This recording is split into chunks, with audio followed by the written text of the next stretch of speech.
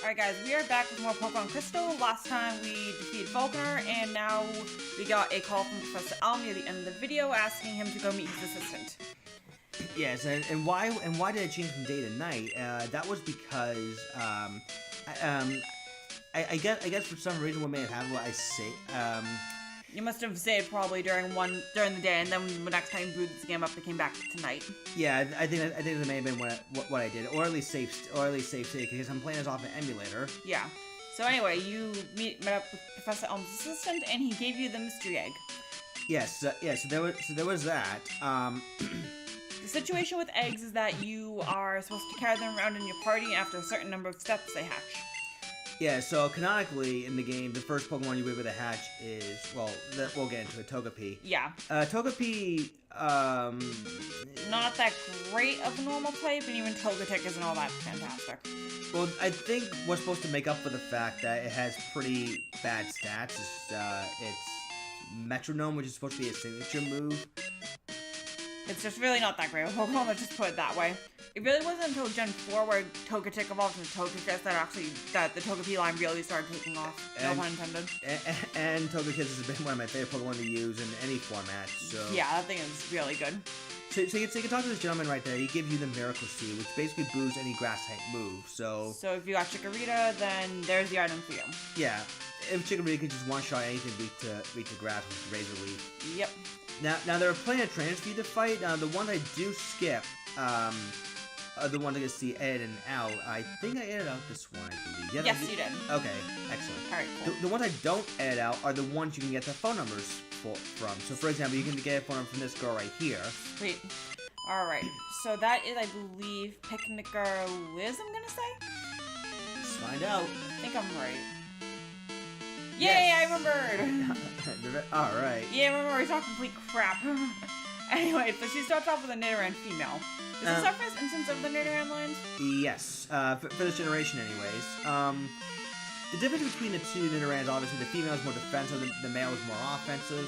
Despite their overall just average bulk and attack, their move pool is actually pretty good. Yeah, I know that, like, with Nidoran, I know especially, like, in current generations, I know, you know, Queen is really good defensively, just setting up rocks and then toxic spikes, whereas you know, King can run really good offensive sets with, like, Life Orb or Scarf, or, like, Ice Beam, Flamethrower, and that sort of stuff.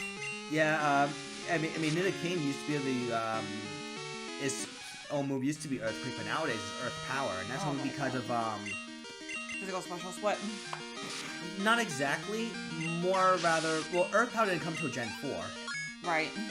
And I think it was because Gen 5's introduction to his Dream World ability, Sheer Force, which... Oh, Sheer Force is such a good ability. Which, if you can protect your opponent on the switch, and you hit it with, like, a super effective move, then Nidoking can actually, it can at least, OHKO a decent number of mons in the meta, because it gets the Sheer Force Life Orb boost. Yeah. Anyways, you're gonna get Repel here. Repel is pretty much allows you to, not run to wild Pokemon battles for a certain number of steps if you're lower level, if the Pokemon there are lower level than them. Hey, Ghastly, there we go. Alright, so this is my first time to run into a Ghastly here, and it didn't occur to me, you guys should find Ghastly this route at nighttime. Yeah. But, yeah, Ghastly, Ghost Poison type, pretty strong special attacker if you want to recruit it here. Yeah. The only thing about, Gengar, Final Evolve form. Well, yeah, Gengar is that, while its stats are very, very good, it can't use its, Ghost Stab moves very well, outside of Destiny Bond, of course. Yeah, because pretty much in this generation, Ghost and Poison are both physical moves. So once the physical special split came along and you were able to, and Shadow Ball became special, then Gengar really started to got, like, a lot of really good moves. I mean, the physical special split, we'll talk more about that when we get around to doing Gen 4. Although I'm not sure if one of us should do Platinum. I would go Platinum. You would do Platinum? Yes. Well, I guess it makes sense because I did Generations 1. I did Fire Red, which was basically the Gen 1 equivalent to Red, Blue, and Yellow. Yep, and you're also playing Crystal. Yeah, and I guess it would be fair that you can have Emerald and Platinum. Yeah, because those Gen 3 is probably my best generation, and then maybe I think Gen 4 is pretty close to that as well. But Gen 3 is arguably the gen I played the most and I know the most about. I have played and beaten Diamond. Yeah. I think that was only like a couple of times though. Yeah. But yeah, the physical special split. We'll talk more about that when it's actually relevant. But I will say that I think it did more good than harm. I think depending on your perspective. Yeah. Although I can understand if some felt like it was a little bit out of the comfort zone because, once the Gen 2 through 3 stuff is so used to, now all of a sudden you have to kind of choose like what moves like will benefit like your stats the most. Not so much the typing, but whether they actually will do more damage or not. Like for example, you want to get Psycho Cut to Alexam, but his physical attack is bad. Yeah. Alright, so Magikarp here. This one you don't have to fight. I just kind of like want to show off the Magikarp one. Is this the trainer with all 6 Magikarps? No. Well, not quite. Actually, there was a Fisherman in Gen 1 that had 6 Magikarp. Yep, that started a trend, I think, for the games, just as a gag, I think. Yeah, it's a bit of a running gag. I think in one of the later generations, one of the Fishermen had a Gyarados. I don't remember which one, though. I'm gonna say Gen 4, but don't quote me on it.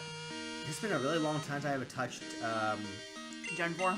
Yeah, a long time. It's been a while for me, too, so I might jump back into that at some point. Yeah, Anyways. What was I gonna say, though?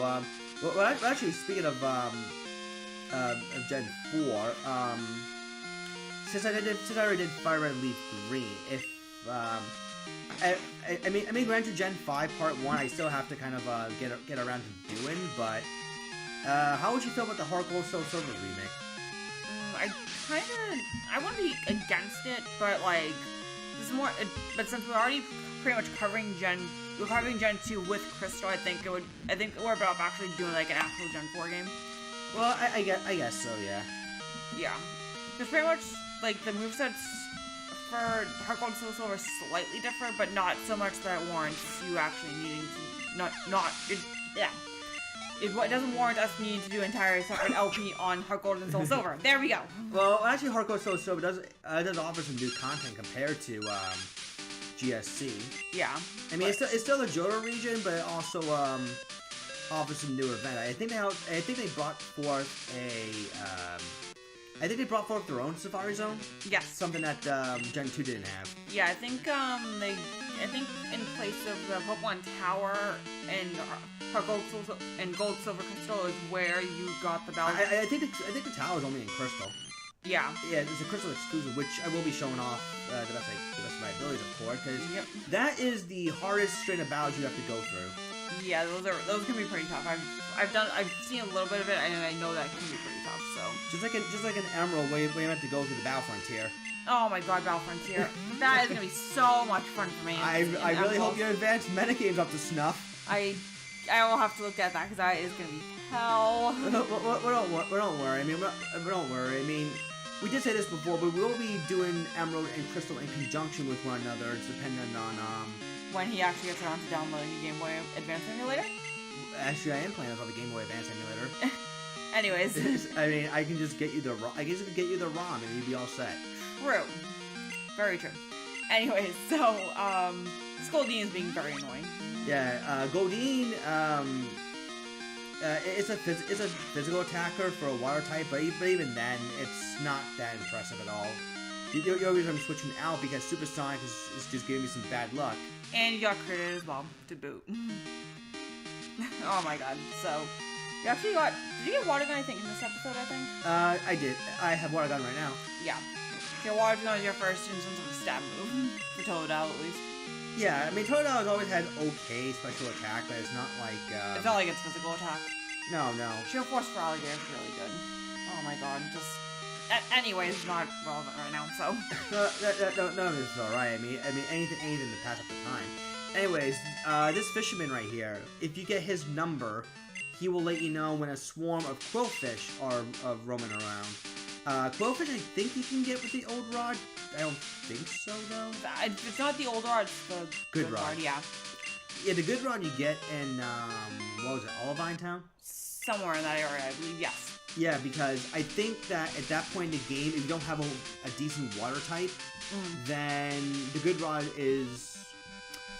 the best option for it, because you can get Pokemon like Tentacruel or Chinchou. Yeah. So, Yeah, because as soon as you catch them, you can just teach them Surf. Yeah. So if you go to the Pokemon Center in Crystal, if you talk to the fisherman side, he gets you the good rod. Right. Sweet. Yeah, okay. And I believe the good rod is the best way to catch Quillfish. Yeah. But yeah, we'll get into Quillfish for a second. But actually, before we do that, Wooper here. A unique Pokemon considered water and ground. Becomes Quagsire at level 20. Very weak to grass, but other than that, it can resist electric moves. It's completely immune to electric. Yeah, completely immune. You're right about that. Oh well. Yeah. But anyway, if you chose Cyndaquil, Wooper could be a good partner because of the water ground coverage. Yeah, that's pretty good. So it will. It also has really good abilities in later generations too. So. I ran into a wild and a I ran into a wild Wooper. I forgot. I don't know why I didn't cut this out, but I just felt like showing, hey, you can see it once, now you get to see it again. Hey, might as well. Alright. And there's this big chubby guy here. He wants to sell his Slowpoke tail for 1 million Pokédollars. Unfortunately for him, and fortunately for you, you only have a max of 99,999 Pokédollars. Yeah, that was the same thing they would do when trying to sell you the bicycle. Yep. Alright, so you got a hidden Great Ball there. Great Balls, they are a better version of the Pokeball. They're not, like... They're pretty much the one step up from the Pokeball in terms of catch rate. Right, then later on Ultra Ball. And then we'll run into Kurt later, but he'll make you specific balls that they're good for specific Pokemon. Sweet. Alright, so and you talk to the old man right there. He gives you the old rod, or you can be catching his Magikarp. I think you can catch a Poliwag too. Or a Tentacruel, don't quote me on it. We'll probably go into it next. We'll probably go into it next part because we're just a few seconds away from the end of the video. I think I do cut this battle out as well. Yes, I do. And that's pretty much it. So until then, see you guys later. Bye.